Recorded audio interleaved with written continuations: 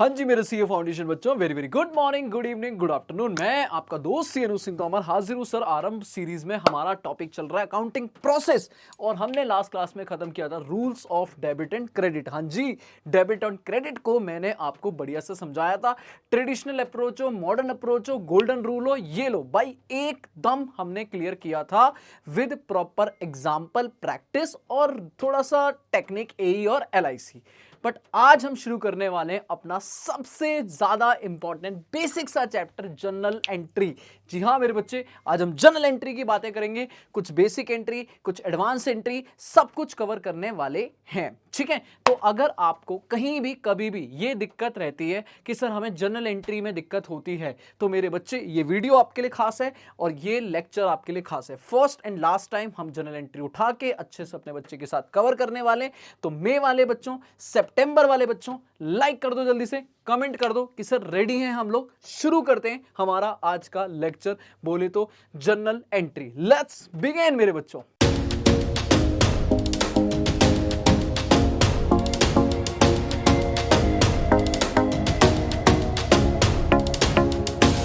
हाँ जी मेरे बच्चे, तो स्टार्ट करते हैं हम लोग जर्नल से। थोड़ी बेसिक बेसिक बातें। सर क्या है सर जर्नल एंट्री का, पहले छोटा सा आइडिया लेते हैं। हमने लास्ट क्लास में मेरे बच्चों पढ़ा था, चाहे वो rules of debit and credit हो, मैंने शुरू करा था कि अगर एज अ अकाउंटेंट मुझे किसी भी बिजनेस की अकाउंटिंग करनी है, मुझे बोले तो प्रॉफिट एंड लॉस निकालना है, तो मुझे कुछ अकाउंटिंग प्रोसेस फॉलो करना पड़ेगा, जिसमें से मेरा पहला स्टेप होता था आइडेंटिफिकेशन। जी हाँ मेरे बच्चों, हमने अपनी सारी बिजनेस ट्रांजेक्शन्स को आइडेंटिफाई किया था, और एक बार जब हम आइडेंटिफाई करते थे तो उनको करते थे रिकॉर्ड, क्योंकि सारी ट्रांजेक्शन को दिमाग में रखना पॉसिबल नहीं है। एक साल की अकाउंटिंग करने जा रहा हूं मैं, तो हम बिजनेस ट्रांजेक्शन्स को रिकॉर्ड करते थे, एक बुक बनाते थे, जर्नल बुक, जिसको हम आज बनाने वाले हैं। और इस बुक में जब हम ट्रांजैक्शंस को रिकॉर्ड करते थे तो बोलते थे जर्नल एंट्री कर रहे हैं। क्या बोलते हैं मेरे बच्चा? Journal entry. और इस पूरे प्रोसेस को हम बोलते थे जर्नलाइज करना। इस पे ट्रू एंड फॉल्स बन सकता है, याद रखियो, है ना। तो जर्नल बुक में एंट्री करना मतलब जर्नल एंट्री करना, और प्रोसेस को बोलते हैं जर्नलाइज करना। बट इसको करने के एक सिस्टमैटिक तरीका है, एक सिस्टमैटिक मैनर है, बोले तो एक फॉर्मेट है, और कुछ रूल्स हैं। रूल्स हमने लास्ट क्लास में पढ़ दिए थे, rules of debit and credit. आज पढ़ने वाले हैं फॉर्मेट, और फिर मैं तेरे को बढ़ाने वाला हूं बेसिक एंट्री, फिर आएंगे एडवांस एंट्री, फिर आएंगे जीएसटी रिलेटेड एंट्री। सब कुछ करने वाले हैं, पर आज देखते हैं कितना कर पाएंगे, फिर अगले लेक्चर में कवर करेंगे। चलो जी शुरू करते हैं। अगर मैं तेरे को थोड़ा सा पढ़ाऊं, वैसे काम की चीज ज्यादा है नहीं, तो हम कहते हैं यार हर ट्रांजैक्शन को हम याद रखें, ये तो पॉसिबल नहीं है। हर बिजनेस की एवरी ट्रांजैक्शन बिजनेसमैन दिमाग में रखे, अकाउंटेंट दिमाग में रखे, तो ये तो मेरे बच्चे पॉसिबल नहीं है। इसलिए हम उन ट्रांजैक्शंस को एक जगह रिकॉर्ड करते हैं सिस्टमैटिक मैनर से, और उस एक तरीके को हम लोग बोलते हैं सिस्टमैटिक मैनर को, जहां हम रिकॉर्ड करते हैं उसे बोलते हैं जर्नल। जनरली जर्नल में जो ट्रांजैक्शन रिकॉर्ड होती हैं वो क्रोनोलॉजिकल ऑर्डर में होती है। क्रोनोलॉजिकल क्या होता है सर जी? Date wise. जो ट्रांजैक्शन अप्रैल से मार्च चलेंगे तो अप्रैल में जो ट्रांजैक्शन होगी वो अप्रैल में रिकॉर्ड होगी, फिर मई, फिर जून, जुलाई वगैरह वगैरह। और इस पूरे प्रोसेस को हम कहते हैं जनरलाइज करना, जनरलाइजिंग। जनरलाइज करना, जनरलाइजिंग। अगर मैं इसकी फॉर्मेट की बात करूं तो सर फॉर्मेट शुरू करते हैं। फॉर्मेट में आपको पता है सबसे टॉप में लिखते हैं, अरे ये तो बहुत, इसको थोड़ा सा, हाँ ये ठीक है, ठीक है। जर्नल, तो हम कहते हैं जर्नल अगर मैं करना चाहता हूं तो सबसे सेंटर में लिखेंगे जर्नल, थोड़ा और उसको थोड़ा सा, हाँ अभी ठीक है। तो हम सबसे पहले क्या लिखेंगे? डेट, बढ़िया। फिर हम लिखते हैं पर्टिकुलर, कौन सी पार्टी, कौन सा कूलर सर जी? पर्टिकुलर, जहां पे हम एंट्री पास करते थे, याद है, भूले तो नहीं हो। फिर हमारा एक कॉलम होता था लेजर फोलियो। सर ये लेजर फोलियो क्या होता है? लेजर बुक का पेज नंबर, जो हमारी अगली बुक होगी, जब हम इस एंट्री की पोस्टिंग करेंगे, इसके ग्रुप बनाएंगे तो लेजर बनाएंगे। उस लेजर में जहां पे ये एंट्री पोस्ट होगी, जिस पेज नंबर पे होगी, उसका पेज नंबर रेफरेंस आएगा कि भैया इसकी एंट्री का रेफरेंस वहां जाके मिलेगा बुक में। फिर हमारा दो अमाउंट का कॉलम होगा, एक डेबिट अमाउंट और एक मेरे बच्चे क्रेडिट अमाउंट। एक डेबिट का अमाउंट और एक क्रेडिट अमाउंट। ये हमारा एक प्यारा सा फॉर्मेट होता था। हमने कहा था सर अगर मान लो मेरी डेट है 25, मान लो मैंने कहा अप्रैल में एंट्री कर रहा हूं, तो अप्रैल 2026 में लिखूंगा ये, और मान लो 5 तारीख की एंट्री है। अब क्या एंट्री है? मान लो मैंने कहा मशीन खरीदी कैश में, तो अभी एंट्री नहीं सिखा रहा, फॉर्मेट सिखा रहा हूं। मशीन खरीदी तो मशीन आई और कैश गया, तो मशीन डेबिट और कैश क्रेडिट। और याद रखना अकाउंट्स में हम लेते हैं डबल एंट्री सिस्टम। सर ये डबल एंट्री क्या होता है? आराम से बात करेंगे, सिंगल एंट्री पूरा का पूरा चैप्टर है, वहां पे डबल एंट्री की बात करेंगे। बट अभी के लिए सोच के चलो कि अकाउंट्स में हर एक पत्ता भी हिलेगा ना, एक सिंगल ट्रांजेक्शन होगी उसका भी डबल ट्रीटमेंट होगा। भाई पेन खरीदा, भूल जाओ अकाउंट्स, बचपन याद करो, पेन खरीदा दुकान पे तो पेन आया और पैसा गया, जो आया वो डेबिट, जो गया वो क्रेडिट, मतलब हर चीज के दो ट्रीटमेंट। तो हमेशा रूल ये रहता है कि जो भी डेबिट होगा वो पहले आएगा। जैसे मशीन खरीदी तो मशीन आई, तो अपन लिखेंगे मशीन अकाउंट, हर चीज के साथ में अकाउंट लगाएंगे, मशीन अकाउंट डेबिट। ये तरीका है डेबिट को लिखने का। क्रेडिट जो होता है उसमें क्रेडिट वर्ड यूज नहीं होता, थोड़ा सा स्पेस छोड़ेंगे, लिखेंगे टू, क्या टू, कैश अकाउंट। ये हमारा एक तरह का क्रेडिट है। क्रेडिट में क्रेडिट नहीं लिखते, याद करो बचपन। सर याद है, फिर भी मैं एक बार रिवाइज करा रहा हूं। मैं तो ये मान के चलूंगा ना, मेरा बच्चा नीलबटा सन्नाटा बैठा हुआ है। हाँ सर बिल्कुल बिल्कुल, बहुत बढ़िया, आप हमें बहुत अच्छे से समझते हो जी मेरे बच्चे। आगे आ जाओ। बीइंग, बीइंग क्या होता है sir? Narration. Being machine purchase, sir ये क्यों लिखते हैं मेरे बच्चे? हर किसी चीज का रिप्लाई मिलेगा तेरे को। Being machine purchase, for example आपने मशीन खरीदी है, उसकी वजह से, इसे बोलते हैं की वजह से। आपको लॉजिक रीजन बताना पड़ता है कि आप ये एंट्री कर क्यों रहे हो। तो आप हमेशा नरेशन लिखते हो, नरेशन ये बताता है कि एंट्री किस वजह से हो रही है। मशीन खरीदी है कैश में, इसकी वजह से ये एंट्री पास हो रही है। जितने की भी मशीन है, मान लो 1 लाख की है, तो डेबिट का सामने डेबिट वाले कॉलम में अमाउंट आएगा, क्रेडिट वाले के सामने क्रेडिट वाले में अमाउंट आएगा, और यहीं पे बस बता बंद। ये हमारी जर्नल एंट्री का एक छोटा सा मैंने फॉर्मेट बना के दिखा दिया। तो दिस इज द फॉर्मेट, कोई बड़ी चीज नहीं। डेट, अगर डेट नहीं है सर तो सीरियल नंबर लिख दे भाई, टेंशन मत ले। जो अकाउंट डेबिट हो रहा है वो पहले आएगा, जो अकाउंट क्रेडिट हो रहा है वो बाद में आएगा। डेबिट के सामने डेबिट वाले अमाउंट के कॉलम में आएगा, क्रेडिट के सामने क्रेडिट वाले में आएगा। सर लेजर फोलियो में क्या आएगा बेटा? पेज नंबर आएगा, पर वो प्रैक्टिकल लाइफ में आएगा, अभी भूल जा। Page number of laser book, तो अभी के लिए भूल जा कि लेजर फोलियो में क्या है। बस अभी ये याद रख कि हाँ ये कॉलम बनेगा, पर इसको कुछ भी नहीं आएगा अभी के लिए, ठीक है। एक और चीज, जिसमें एक डेबिट एक क्रेडिट हो, इसे बोलते हैं सिंपल एंट्री, नॉर्मल एंट्री। हाँ, पर हमारी जिंदगी में तो मिनटॉस भी चलता है। अगर एक से ज्यादा डेबिट है या एक से ज्यादा क्रेडिट है, मान लो मैंने मशीन भी खरीदी है और मैंने फर्नीचर भी खरीदा है, तो दो चीज आ गई, machine account debit, furniture account debit, to cash. तो एक से ज्यादा डेबिट है तो उस एंट्री को बोलते हैं कंपाउंड एंट्री। क्या बोलते हैं मेरे बच्चे? Compound entry. बस ट्रू एंड फॉल्स के लिए याद रखियो, एक से ज्यादा डेबिट एक से ज्यादा क्रेडिट, उसे बोलते हैं कंपाउंड एंट्री। मिनटॉस जिंदगी। पहले बता, ये बेसिक्स क्लियर कर दिए मैंने तेरे को कि जर्नल एंट्री का फॉर्मेट ये होता है, और जर्नल एंट्री में what about simple entry versus compound entry. तो ये जो मैंने लिख के दिखाई है ये सिंपल एंट्री है, और इसके अलावा अगर एक से ज्यादा डेबिट एक से ज्यादा क्रेडिट है तो उसे बोलेंगे मेरे बच्चे कंपाउंड एंट्री। बोल पहले इतना पार्ट क्लियर? बढ़िया, मक्खन बोलना यार, रिप्लाई करना, कमेंट करना। मेरे बच्चे खाली बैठा होता है, कमेंट कर। देख तो ये रहा फॉर्मेट है ना, date, particular, ledger folio, amount का डेबिट और क्रेडिट। बढ़िया। इसमें मैंने एक कॉलम यहां पे दिया होगा। कंपाउंड एंट्री क्या होती है? कंपाउंड एंट्री वो होती है जिसमें एक अकाउंट डेबिट हो और एक अकाउंट क्रेडिट हो, तो उसे हम बोलते हैं सिंपल एंट्री। मतलब जो मैंने अभी करा, machine account debit to cash. पर अगर किसी एंट्री में बेटा एक से ज्यादा डेबिट या एक से ज्यादा क्रेडिट है, या एक से ज्यादा डेबिट एक से ज्यादा क्रेडिट दोनों है, तो उसको हम बोलते हैं कंपाउंड एंट्री। क्या बोलते हैं? Compound entry. तो तेरे को ये भी याद होना चाहिए। डन, बढ़िया सर, बढ़िया, ठीक है। चलो अब सर मेरी स्लाइड में तो तुझे क्वेश्चन नजर आएंगे, देख रहा है, पर उस क्वेश्चन से पहले मेरे बच्चे मैं तेरे को एक बार सारी एंट्री गो थ्रू मारने वाला हूं, ठीक है। तो दिल थाम के आराम से बैठ जा, स्ट्रेट बैठ जा, कुछ मत कर। पहली बार, last time, first and last time, आराम से बैठ के एक बार सीख ले। 2 पार्ट में सिखाने वाला हूं, पहले बेसिक एंट्री सिखाऊंगा, उसके बाद एडवांस एंट्री सिखाऊंगा, फिर क्वेश्चन देखेंगे, ठीक है। और मैं तेरे को ये क्वेश्चन दूंगा करने के लिए, तू खुद भी ट्राई करेगा एक बार, ठीक है। तो अभी बैठ जा, एक बार पूरा चार्ट बना दूंगा, उसके बाद शॉर्ट में कर दूंगा ताकि आराम से स्क्रीनशॉट ले सके। तो फिर उसके बाद उस स्क्रीनशॉट को दीवार पे माला के साथ में लगा लियो, अपनी फोटो नहीं, इसकी स्क्रीनशॉट की फोटो, ताकि मेरे बच्चे आराम से जब भी तेरे को याद करने का मन करे बेसिक एंट्री, यहां से क्लियर हो जाएगी। तो शुरू करें, आ जा, आप रिलैक्स हो जाओ। अगर हम बेसिक जनरल एंट्री करें, ठीक है, बेसिक सर शुरू करो। बेसिक अगर मैं एंट्री करूं तो बेसिक जनरल एंट्री, तो देख मैं ना इसको पार्ट में डिवाइड करता हूं। सबसे पहले हम जो बातें करेंगे वो हम करेंगे, एक एक करके बात करता जा रहा हूं। अरे यार ये लग रहा है ना, ठीक है। हाँ, सबसे पहले हम लोग जो बात करेंगे वो कैसे करेंगे, हम कहेंगे सबसे पहले, ओहो क्या हो रहा है, ये क्या हो रहा है, ठीक है। सबसे पहले हम जो बात करेंगे वो बेटा मैं शुरू करूंगा। देखो पहला पार्ट होगा, मैं ऐसे लिखता हूं, पहला पार्ट जो होगा वो हम करेंगे ओनर्स रिलेटेड एंट्री, मालिक से रिलेटेड जो भी एंट्रीज होंगी वो करेंगे डिस्कस, ठीक है सर। तो मालिक से रिलेटेड एंट्री पहले डिस्कस करेंगे। फिर मेरा सबसे इंपॉर्टेंट डिस्कशन होगा goods related basic entry. Goods क्या होते हैं, गुड्स में क्या क्या हो सकता है, purchase sale, purchase return, sale return, ये सारी एंट्री करेंगे। फिर हम गुड्स के अलावा, इस पे थोड़ा जगह छोड़ दूंगा क्योंकि मुझे अच्छा खासा काम करना होगा। गुड्स के अलावा कोई और अगर हमने खरीदा है अदर देन गुड्स अगर हमने खरीदी है, जैसे कि मशीन वगैरह, जैसे कि मशीन है, फर्नीचर है, बिल्डिंग है, इक्विपमेंट है, उससे रिलेटेड एंट्री सीखेंगे। तो ये हमारी ये एंट्रीज हो जाएंगी आराम से, कोई जल्दीबाजी नहीं है मुझे। पहले ये, फिर ये। उसके बाद हम लोग कुछ इनकम एक्सपेंस की एंट्री सीखेंगे, इनकम और expense related entry, income expense related entry. फिर मैं इसको यहीं वाइंड अप करूंगा, इस पार्ट को मैं यहीं वाइंड अप कर दूंगा, मैं कहूँगा इसको मैं यहीं खत्म कर दूंगा।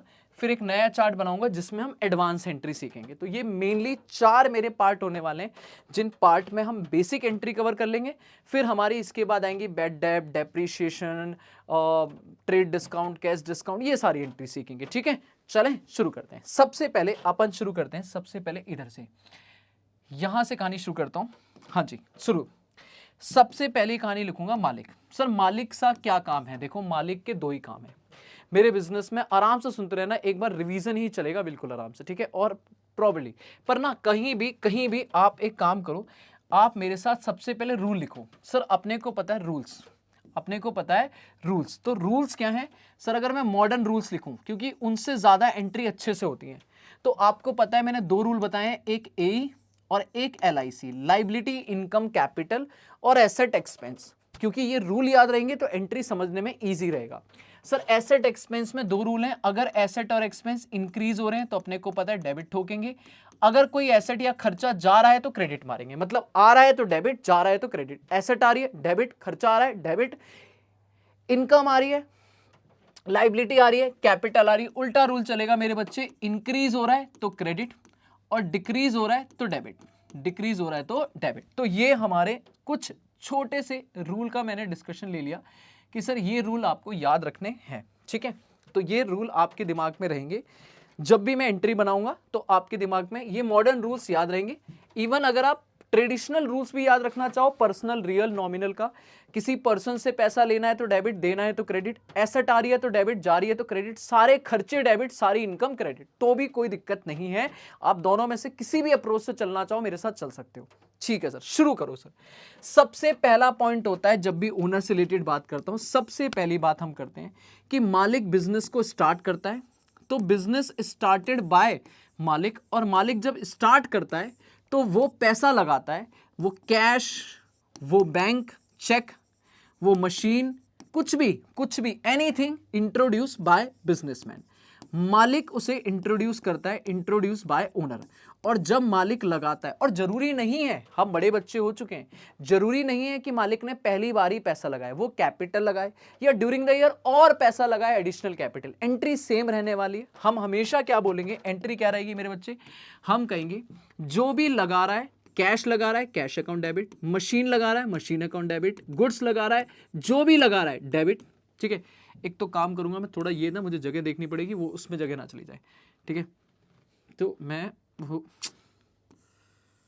ठीक है, इसको मैं इधर लिखता हूं, ठीक है।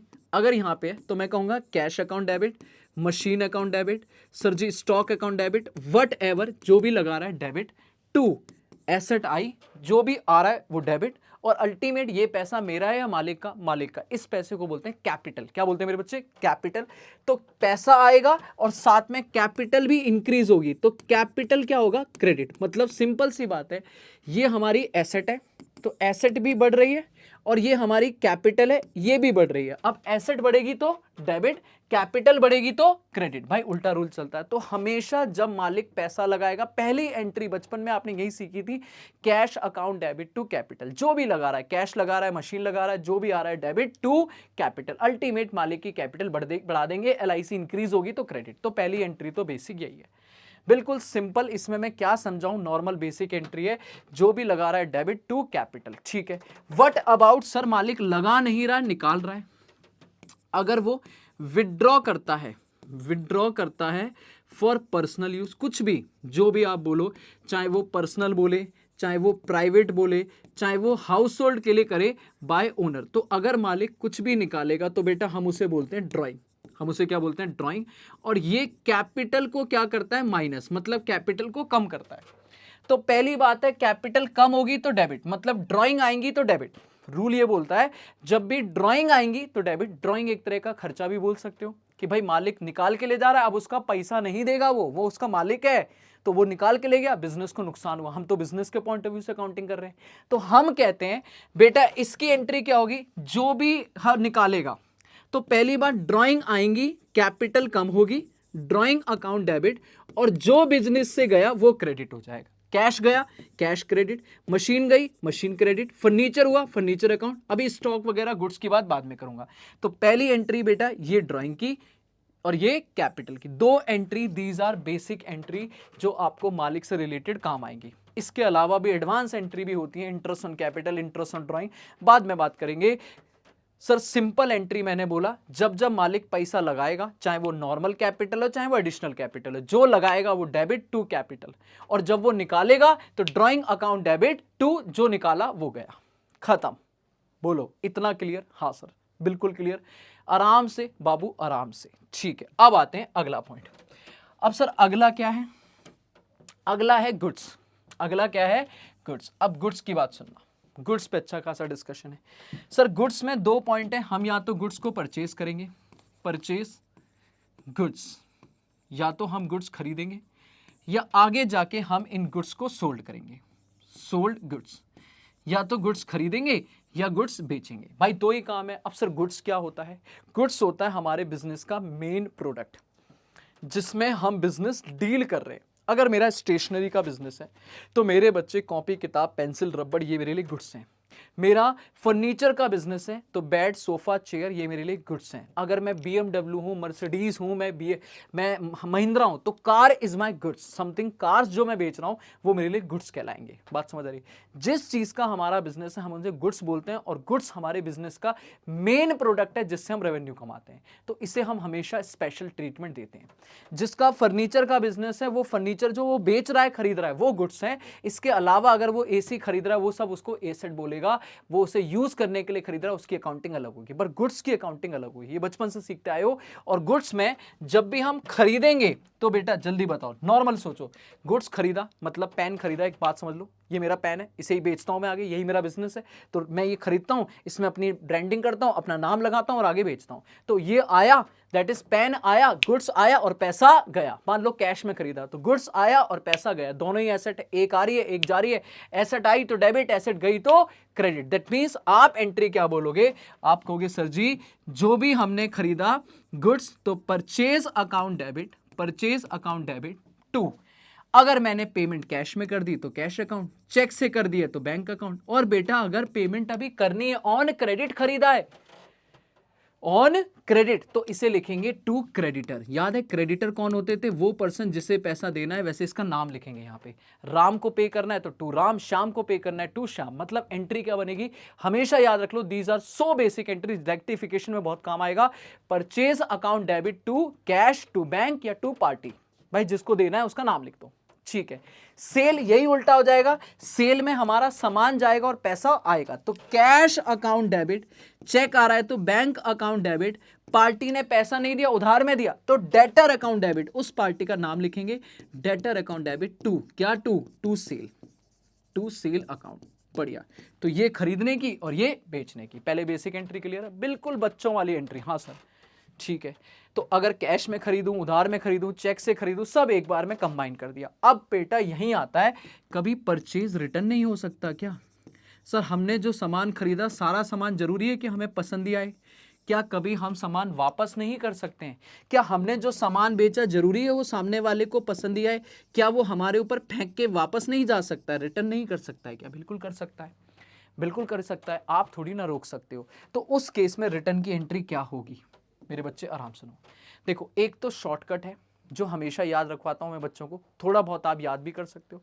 भाई परचेज का उल्टा होता है परचेज रिटर्न, सेल का उल्टा होता है सेल रिटर्न, क्योंकि कॉमन सेंस लगाओ। मान लो मैंने ये पेन खरीदा था कैश में, तो पेन खरीदा था और पैसा दिया था, आज ये पेन अच्छा नहीं लगा है, मैं वापस करके आ रहा हूं, तो क्या होगा, इसका उल्टा ही तो होगा। पेन वापस करूंगा और अपना पैसा लेके आऊंगा। दैट मीन्स जब मैंने खरीदा था तो सामान आया था, पैसा गया था। अभी क्या होगा, मैं कहूंगा भाई पैसा वापस कर दो, अगर कैश दिया तो, चेक दिया था तो हमारा चेक वापस कर दो, और अगर पार्टी को अभी देना था तो अब इतना नहीं दूंगा जो लाइबिलिटी क्रिएट करी थी। बाबू खुद सोचो ना, ये हमारा एक्सपेंस है, एक्सपेंस आ रहा है तो इसलिए डेबिट हो रहा है, ठीक है। और बेटा ये कैश बैंक वगैरह ये क्या है, हमारा पैसा जा रहा है या लाइबिलिटी बढ़ रही है, सर लाइबिलिटी बढ़ रही है तो क्रेडिट हो रहा है, बढ़िया डन। तो ये रूल भी समझा दिया मैंने। अब पॉइंट ये इसका उल्टा हो रहा है, लाइबिलिटी बढ़ नहीं रही, लाइबिलिटी कम हो रही है, तो क्या मारेंगे, डेबिट। तो हम क्या बोलेंगे, कैश अकाउंट डेबिट या बैंक अकाउंट डेबिट, पैसा आया या पार्टी लाइबिलिटी कम हो गई तो बेटा हम क्रेडिटर को क्या कर देंगे, क्रेडिटर डेबिट, क्रेडिटर को कैंसिल कर देंगे, क्रेडिटर अकाउंट डेबिट टू क्या, to purchase return, to purchase return. एक तरह का खर्चा, परचेज हमारा खर्चा था, खर्चा आया था तो डेबिट, अभी जा रहा है, अभी कम हो रहा है तो क्रेडिट, अभी जा रहा है तो क्रेडिट। बहुत बढ़िया सर, बहुत बढ़िया, क्लियर है। व्हाट अबाउट सेल रिटर्न, बेटा आपने सेल किया था तो आपने क्या करा था, आपने पैसा लिया था और सामान दिया था। अभी सेल रिटर्न में आप क्या बोलोगे, भाई ला पैसा दे, सॉरी सामान दे, सामान दे और पैसा ले। जब सेल किया था तो ये इनकम हुई थी, इनकम LIC, LIC क्रेडिट, याद है। और पैसा आया था एसेट, एसेट डेबिट, एसेट आई और इनकम आई, तो एसेट आई डेबिट और इनकम आई क्रेडिट। अब इसका उल्टा हो रहा है, इस इनकम का वापस अब पैसा वापस करना पड़ रहा है, तो आप क्या बोलोगे, आप कहोगे sale return account debit, sale return account debit to, पैसा आया था तो ले भाई अपना पैसा ले जा, चेक आया था तो ले भाई चेक ले जा, अगर पैसा लेना था तो अधिकार आया था, अब वो एसेट का अधिकार खत्म, एसेट आई डेबिट गई क्रेडिट खत्म, बीइंग गुड्स रिटर्न। लो भाई ये हमारा कुछ बेसिक एंट्री मैंने आपके सामने कर दी, ठीक है। हाँ भाई ये मैं आपके सामने यहाँ पे रखता हूँ, ये है हमारी बेसिक एंट्री। बोल भाई यहाँ तक डन है, ठीक है। तो ये हमारे पहले ओनर से रिलेटेड एंट्री हो गई, फिर हमारे गुड्स से रिलेटेड एंट्री हो गई। अब आ जा, अब क्या करते हैं सर, अब आते हैं, अब मैं कहता हूँ सर एसेट से एक बार बस क्विक रिवाइज कर ले फिर आराम चलते हैं। एसेट मतलब अदर देन गुड्स, कोई मशीन खरीदी, कोई फर्नीचर खरीदी, कोई इक्विपमेंट खरीदा, कोई लैंड एंड बिल्डिंग खरीदी।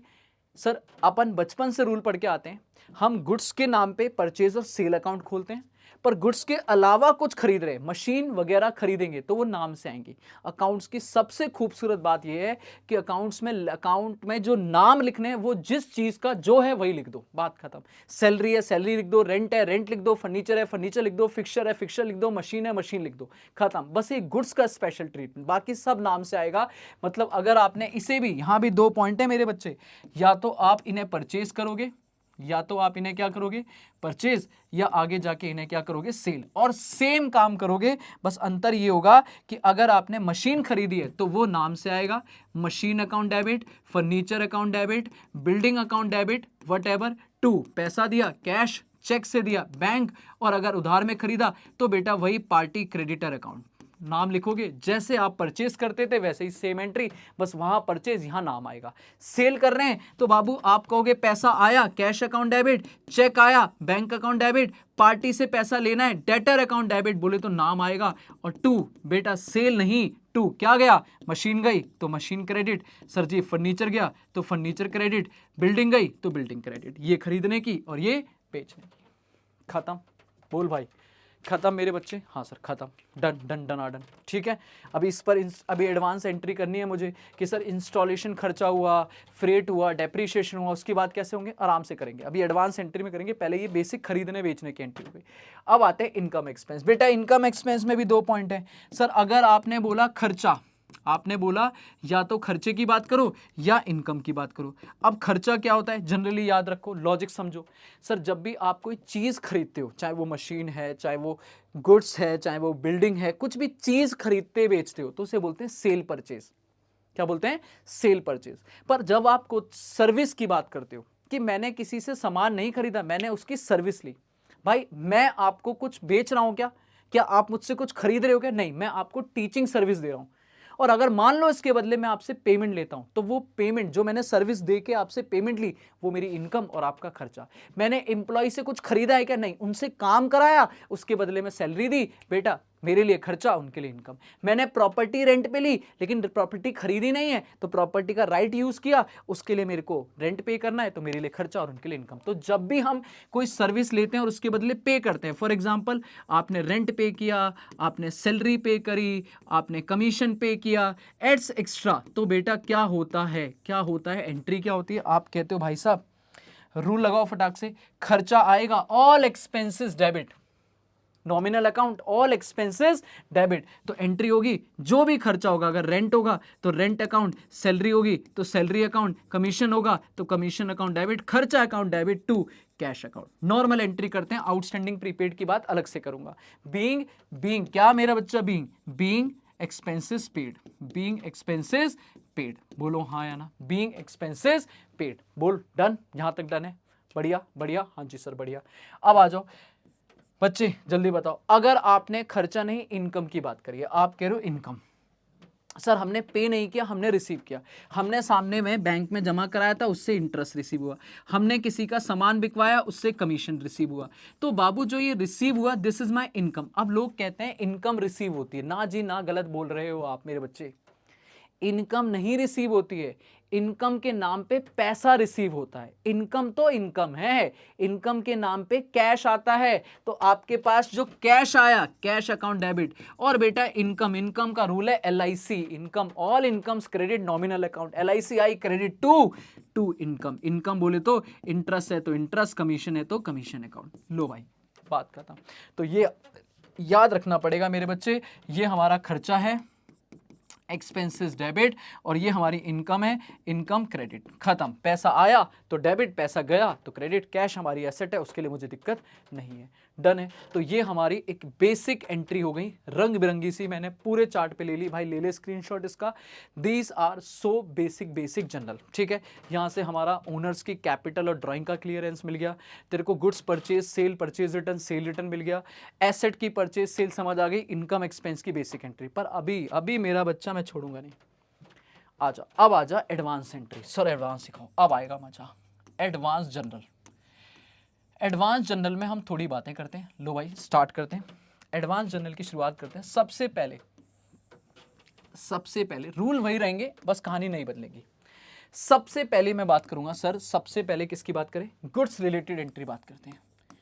अगर आपने कभी भी गुड्स खरीदा, बेटा गुड्स रिलेटेड एंट्री, क्या मतलब है गुड्स रिलेटेड, सर आप जब भी सामान खरीदते हो, आप सामान खरीदते हो और आपका इंटेंशन ये होता है कि आप उसे आगे बेचोगे और कमाओगे। भाई मैं ये 1000 रुपए का पेन खरीदता हूँ, ट्रेडिंग बिजनेस है मेरा, 1000 का खरीदता हूँ, 1200 में बेचता हूँ, 200 रुपए कमाता हूँ, तो मेरा परचेस करने की इंटेंशन होती है इसे आगे बेचना, तभी तो कमाऊंगा। पर कई बार हमने सामान परचेस तो किया पर बेच नहीं पाए, गुड्स बोलो या परचेज रिलेटेड एंट्री बोलो, हमने सामान खरीदा पर हम बेच नहीं पाए, क्यों, 3 रीजन, मैं यहां लिखूंगा बेटा 3 रीजन, ध्यान देना। सबसे पहले हमने उसे डिस्ट्रीब्यूट कर दिया, क्या डिस्ट्रीब्यूट कर दिया बेटा, डिस्ट्रीब्यूट कर दिया सैंपल में, अच्छा चैरिटी में, अच्छा एडवर्टाइजमेंट में, फ्री ऑफ कॉस्ट, फ्री में बांट दिया, हमने सैंपल में बांट दिया कि ले भाई ले जा, यूज करके देख, पसंद आए तो बताइयो, एडवर्टाइजमेंट कर दिया या दान में दे दिया, वटएवर, या फिर हमने बांटा नहीं, हमारा मालिक विड्रॉ कर गया, विड्रॉ बाय प्रोप्राइटर, हमारा जो मालिक है, प्रोप्राइटर है, वो इसे पर्सनल यूज में ले गया, फॉर पर्सनल यूज, अच्छा मालिक ले गया, ठीक है। या फिर बेटा ना हमने बांटा, ना हमने, मालिक ने निकाला, हमारी फैक्ट्री में रखा था और फैक्ट्री में आग लग गई, फैक्ट्री में चोरी हो गई, this is abnormal loss, this is abnormal loss, that is loss by fire, loss by theft, loss by natural disaster etcetera. मतलब एबनॉर्मल लॉस बोले तो जिसके बारे में हमारा को अंदाजा नहीं था, ऐसा भी हो सकता है जो हमारे लिए कहीं ना कहीं मतलब दैट इज हमें पता नहीं था, नॉर्मली हमें आइडिया नहीं था। अब ऐसे में क्या करेंगे, कुछ भी हो जाए, हमारा सामान बिका नहीं, तो ऐसे में आप तीनों को एक कंबाइन सोचोगे कि सामान आया, तो मेरे बच्चे पहले ये सोचो, सामान आया, परचेज अकाउंट डेबिट हुआ, पर क्या बिका नहीं। तो देखो नॉर्मली हमने ये सीखा है बेसिक में, सामान आएगा तो परचेज, गुड्स आएगा तो परचेज, जाएगा तो सेल, पर क्या ये एक्चुअल में सेल हुआ, नहीं, ये तो बट गया, ये तो बर्बाद हो गया। तो हम कहते हैं, हम ये मानते हैं परचेज हुआ और एज इट इज कैंसिल हो गया, बस कैंसिल कर दो। तो चाहे वो आपने बांट दिया हो तो भी अपन क्या लिखेंगे, टू परचेज, कि भाई सामान कैंसिल हो गया, परचेज कैंसिल। मालिक ले गया तो भी क्या लिखेंगे, टू परचेज। और अगर कल को अबनॉर्मल लॉस हुआ है, क्या हुआ है, अबनॉर्मल लॉस, थोड़ा सा इसे छोटा करता हूं मैं, अगर अबनॉर्मल लॉस हुआ है तब भी लिखेंगे टू परचेज, कि भाई हमारा सामान गया, हमारा सामान गया। दैट इज जब जब परचेज, परचेज हमारा खर्चा है बेटा, खर्चा कम हो रहा है, एक्सपेंसेस कम हो रहे हैं, एक्सपेंसेस कम, कि भैया हमारा खर्चा गया, ठीक है, हमने जो सोचा था वो, मतलब एक तरह का गुड्स गया, ठीक है। मैं इसको हटाता हूं क्योंकि एक्सपेंस से आप कंफ्यूज हो जाओगे। सिंपल सा सोचना कि भाई परचेज हमने जब किया था तो डेबिट हुआ था, खर्चा आया था, अभी खर्चा कैंसिल करो, खत्म करो। और अकाउंट्स में रूल है, डेबिट है तो खत्म करने के लिए क्रेडिट, क्रेडिट है तो डेबिट, ठीक है। नाउ अब सर ये बताओ, आपका सामान गया लेकिन क्या पैसा आएगा क्या, नहीं, एक नुकसान और आ गया। तो आप क्या लिखोगे, जो नुकसान है आप लिखोगे सैंपल, तो सैंपल अकाउंट डेबिट, चैरिटी तो चैरिटी अकाउंट डेबिट, एडवर्टाइजमेंट तो advertisement account debit, to purchase, this is entry. Sample है तो sample account debit, charity account debit, advertisement account debit. मालिक ले गया तो बेटा ड्राइंग अकाउंट डेबिट, जिस नाम से जो ट्रांजेक्शन हुई है वो खत्म। अगर लॉस हुआ है तो बेटा लॉस बाय फायर या लॉस बाय थेफ्ट या loss natural disaster etcetera account debit. इसमें इंश्योरेंस क्लेम की बात बाद में करेंगे क्वेश्चन के साथ में, खत्म। याद रखो पहला पॉइंट। अभी इसमें एक और पॉइंट है, दैट मींस जब जब आपने गुड्स खरीदा और आपने डिस्ट्रीब्यूट कर दिया, मालिक ले गया या लॉस हो गया, आप तीनों केस में लिखोगे टू परचेज, कि भैया गुड्स आया और गया, खत्म। Purchase account debit, to purchase cancel, और जिस वजह से गया उसको डेबिट करोगे क्योंकि वो हमारा नुकसान है। फ्री में बढ़ गया तो नुकसान account debit, sample charity advertisement, मालिक ले गया तो ड्राइंग अकाउंट डेबिट, लॉस हो गया तो लॉस अकाउंट डेबिट। क्लियर है। बट इसमें एक छोटा सा कॉन्सेप्ट आता है, याद रखना।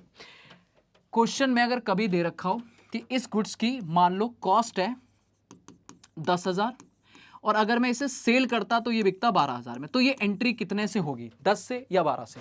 कसम खा लो बेटा, आपने 10,000 रुपए का खरीद के सामान खरीदा था तो जेब से कितने के 10,000। अब ये 10,000 का सामान 12 में बिकता, 12 में बिकता, पर ये छोड़ो ना, एक्चुअल में सामान कितने का था 10, तो जो बिका ही नहीं उसको क्यों बात करूं बेटा। ये नुकसान कितने का हुआ 10, क्योंकि मेरी जेब से एक्चुअल पैसा कितना गया था 10, तो नुकसान ऑलवेज आप यहां पे क्या लिखोगे, सेल प्राइस नहीं है, हमेशा कॉस्ट प्राइस से ये एंट्री होगी। सीपी कॉस्ट प्राइस से एंट्री की जाएगी, इसका कभी भी सेल प्राइस से लेना देना नहीं है, खत्म। चलो जी, नाउ दूसरा मुद्दा उठाते हैं, मुद्दा नंबर सेकंड। सर आप जब भी एसेट खरीदते हो, एसेट परचेज करते हो, एसेट परचेज करते हो तो उस पे होता है इंस्टॉलेशन। सर एसेट को रेडी फॉर यूज बनाने के लिए आप कई बार उस पे खर्चे करते हो, मशीन खरीदी, बिल्डिंग खरीदी, वट याद है कैपिटल वर्सेस रेवेन्यू एक्सपेंडिचर अच्छे से पढ़ाया मैंने। तो वहां पे जब आप कोई एसेट खरीद के लाओ, चाहे वो नई एसेट हो चाहे सेकंड हैंड एसेट हो, अगर आपके लिए नई है तो नई एसेट पे जो भी खर्चा हो रहा है उसे रेडी फॉर यूज बनाने के लिए वो कैपिटल एक्सपेंडिचर माना जाता है और वो एसेट की कॉस्ट में ऐड हो जाता है। ये हमारा कॉन्सेप्ट है, ये हमारा प्रिंसिपल है। बिल्कुल सर। तो पॉइंट ये है कि अगर आपने कोई से इंस्टॉलेशन पे किया है, आपने मरम्मत कराई है, ओवरहॉलिंग करी है, आपने उसको इंस्टॉल कराने में लेबर को वेजेस पे किया है, आपने उसे लाने में फ्रेट पे किया, आपने उसे खरीदने के लिए कोई लीगल फीस पे करी है, आपने रजिस्ट्रेशन कराया, आपने स्टैंप ड्यूटी पे करी है, वट एवर जो भी खर्चा आपने उसे रेडी फॉर यूज बनाने के लिए किया है, उस खर्चे को आप अलग से रिकॉर्ड नहीं करोगे, उसी की एसेट की कॉस्ट में ही शो करोगे। फॉर एग्जाम्पल आपने मशीन परचेज करी आपने 1 लाख की, बढ़िया। आपने उसे लाने में फ्रेट पे किया मेरे बच्चे 20,000, आपने उसे इंस्टॉल कराने में लेबर को लगाई और लेबर को वेजेस पे किए ऑन इंस्टॉलेशन, दैट इज 10,000। तो बेटा आप क्या इसे अलग अलग रिकॉर्ड करोगे, machine account debit, freight account debit, wages account debit, नहीं, आप खर्चों को अलग से रिकॉर्ड नहीं करोगे। अगर ये गुड्स होता, सुनना ध्यान से, अगर ये गुड्स होता तो खर्चा अलग अलग रिकॉर्ड होता, क्योंकि गुड्स हम बेचने के लिए खरीदते हैं, यूज करने के लिए नहीं। तो रेडी फॉर यूज का कॉन्सेप्ट नहीं लगता। तो परचेज अकाउंट डेबिट अलग होता, फ्रेट अकाउंट डेबिट खर्चा अलग होता, वेजेस अकाउंट डेबिट अलग होता। पर ये है मशीन, ये है मेरी एसेट, तो यहां पे खर्चा एक बार में आएगा, क्या, machine account debit to cash. मान लो पेमेंट कैश में हुई है, टू कैश, तो आप बोलोगे सर जी खर्चा नहीं आएगा, पूरा एक बार में लिखेंगे 1,30,000 और 1,30,000, खत्म। दिस इज इंस्टॉलेशन, याद रखोगे, ठीक है। चाहे वो मशीन हो, चाहे वो बिल्डिंग हो, चाहे वो फर्नीचर हो, जो भी खर्चा आपने उसे बनाने में किया है, लाने में किया है, वो खर्चा उसी की कॉस्ट में, उसी के एसेट की कॉस्ट में ऐड हो जाएगा, अलग से रिकॉर्ड नहीं होगा।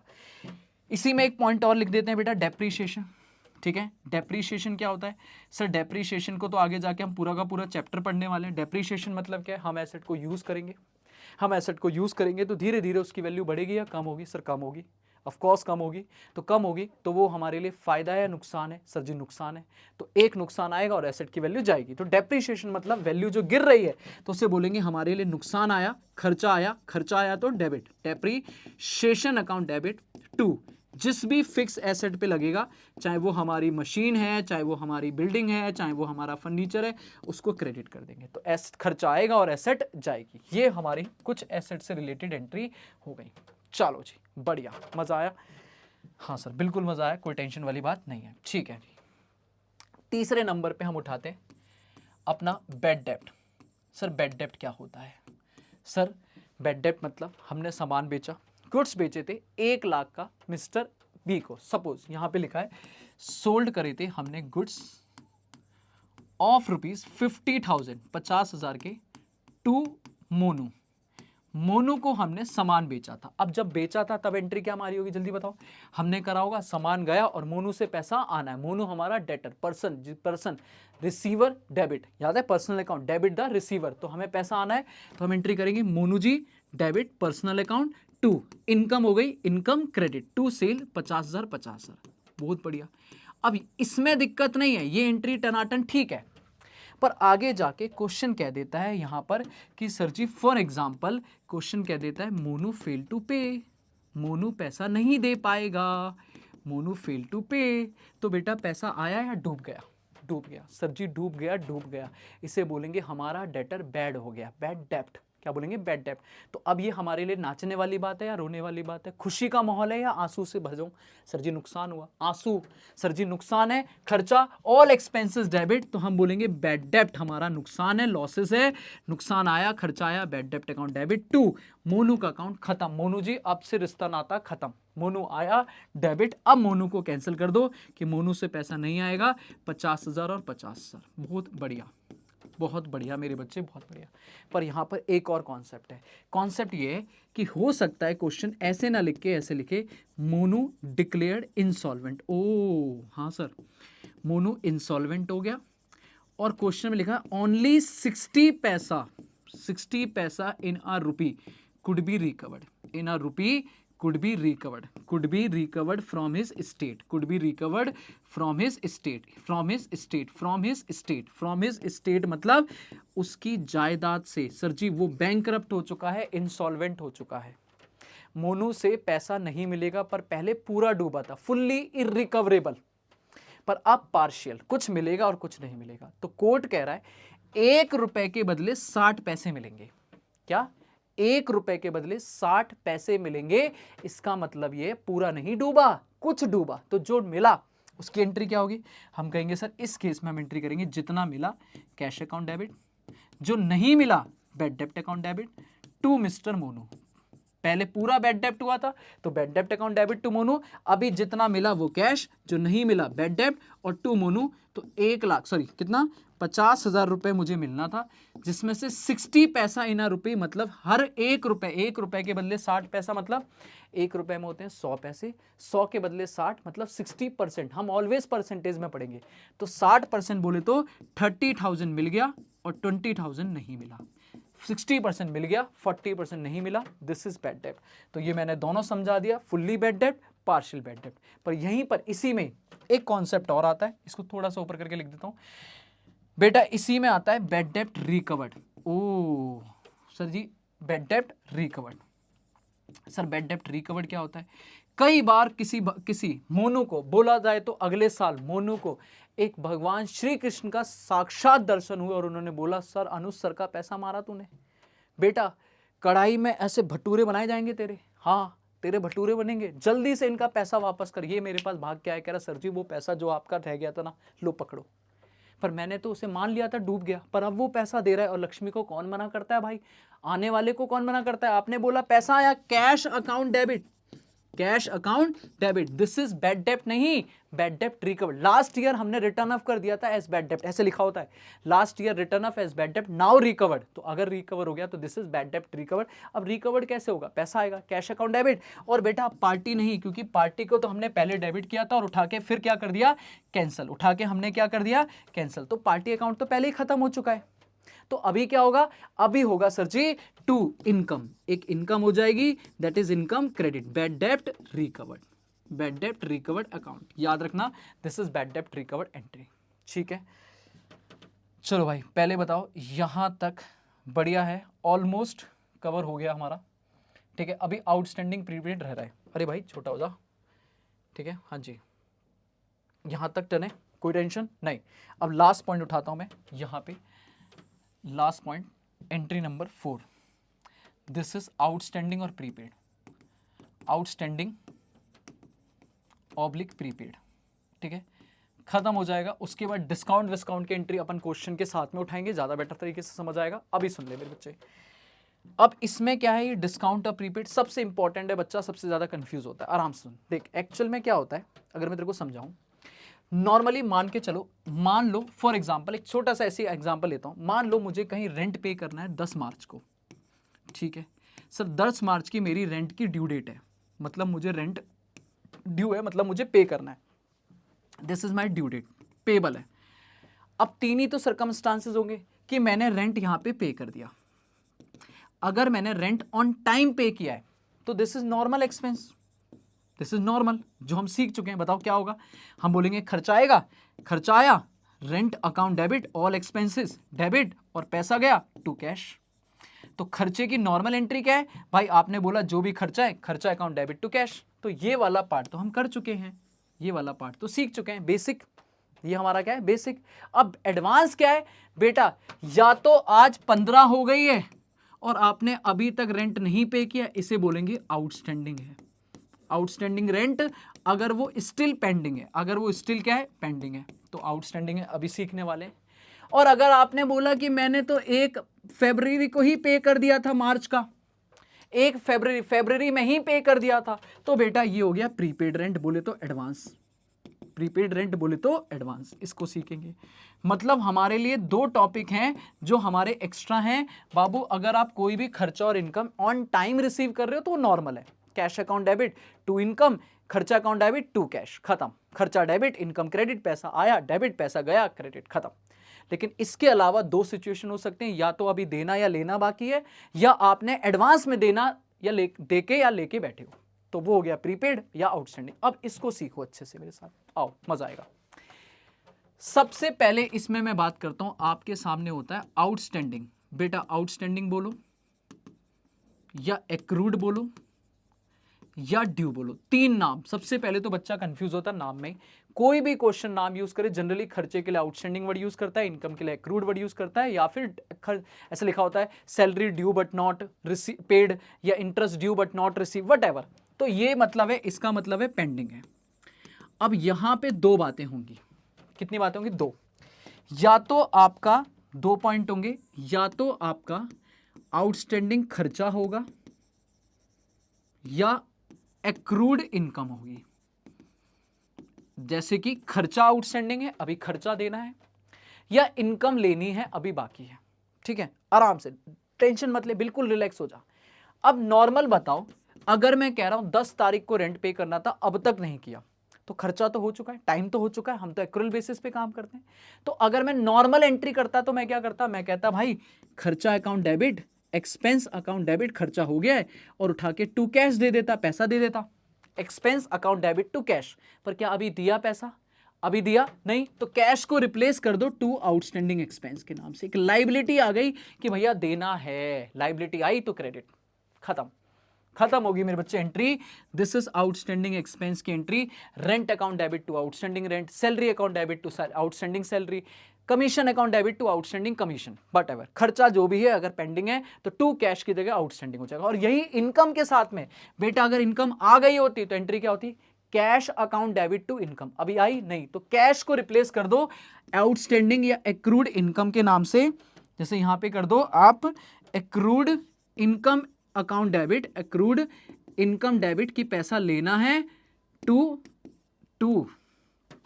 एक सेकंड इसको इधर ले आता हूं हल्का सा, है ना, हाँ ठीक है, to income debit to income account, खत्म। तो भाई आपको समरी समझ आई? पहले बताओ, अगर खर्चा देना है तो खर्चा account debit to outstanding, income लेनी है तो income outstanding account debit to income. जहां जहां पैसा है, जहां जहां कैश की बात हो रही है उसको रिप्लेस कर दो, नॉर्मल एंट्री में कैश को रिप्लेस कर दो आउटस्टैंडिंग से। ठीक है सर, ऑलमोस्ट लास्ट पॉइंट बेटा, अगर आप कह रहे हो प्रीपेड है या अनएक्सपायर्ड है या अनअर्न्ड है, तीनों में से कुछ भी है, तीनों में से कुछ भी है, इसका मतलब एडवांस। आपको तीनों में से कोई भी वर्ड मिले मतलब एडवांस है। कोई चीज एक्सपायर नहीं हुई दैट इज एडवांस, कोई चीज अभी तक कमाई नहीं है अनअर्न्ड है, एडवांस है। अब इसमें भी दो पॉइंट होंगे, या तो आपको प्रीपेड रेंट होगा, प्रीपेड एक्सपेंस होगा, या तो प्रीपेड एक्सपेंस होगा, हम खर्चा एडवांस में पे करके बैठे होंगे, या प्रीपेड इनकम होगी, हम इनकम एडवांस में लेके बैठे होंगे। ठीक है सर, अब यहां पे आराम से आ जाओ बाबू, लास्ट पॉइंट है, आराम से सीख ले, लास्ट पॉइंट है, आराम से सीखो। अगर खर्चा एडवांस में है तो इसका मतलब खर्चा हमने पहले पे कर दिया, पैसा गया है या नहीं गया? गया है सर। नॉर्मल एंट्री क्या होती है? Expense account debit to cash, पैसा तो आज भी गया है, कैश तो आज भी गया है, पर अभी जो एक्सपेंस है ना वो अब खर्चा नहीं है, खर्चा अभी होना है, तो हम खर्चे की जगह क्या लिखेंगे?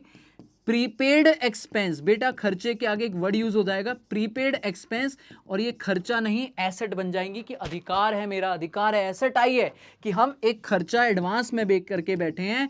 Prepaid expense account debit to cash, मतलब खर्चे को रिप्लेस कर दोगे आप किससे? प्रीपेड एक्सपेंस से। दैट इज खर्चा account debit to cash, normal entry थी, कैश अभी भी गया, एडवांस है तो पैसा तो गया, लेकिन अब ये खर्चा नहीं है, ये एडवांस खर्चा हो गया, दैट इज एसेट हो गई। ऐसे ही इनकम में पैसा आया, आया तो है, पर क्या ये नॉर्मल इनकम है? नहीं, तो इसके आगे लग जाएगा प्रीपेड इनकम। ओ, और ये मेरा बेटा फाइनली खत्म हो गया एडवांस एंट्री में। आपको ऑलमोस्ट सारा बढ़िया सा मैंने करा दिया, इसके अलावा भी अभी ऐसा नहीं है एंट्री खत्म हो गई, पर मैं ये जरूर बोलूँगा बाबू काफ़ी कुछ हमारा हो गया। अगर आप इसको एक बार मेरे साथ समराइज देख लो तो यहाँ से मैं प्रॉपर इसको चार्ट में रख सकता हूँ। ये है हमारी एडवांस एंट्री, स्क्रीनशॉट लेना है तो ले लो, ठीक है। गुड्स सैंपल चैरिटी सारा हो गया, यहाँ पर हो गया। एक दो चीज़ें और लिख देता हूँ बाबू, यहाँ पे कहीं लिख देता हूँ। अगर मान लो कल को एक इनकम टैक्स, ठीक है, यहाँ पे लिखना कि अगर कोई इनकम टैक्स पेड लिखा हो, इनकम टैक्स पेड किया है या लाइफ इंश्योरेंस प्रीमियम पे किया है, ये छोटा सा पॉइंट है, लाइफ इंश्योरेंस प्रीमियम पे किया है, तो बेटा ये खर्चा ना नॉर्मली प्रोप्राइटर मालिक का होता है।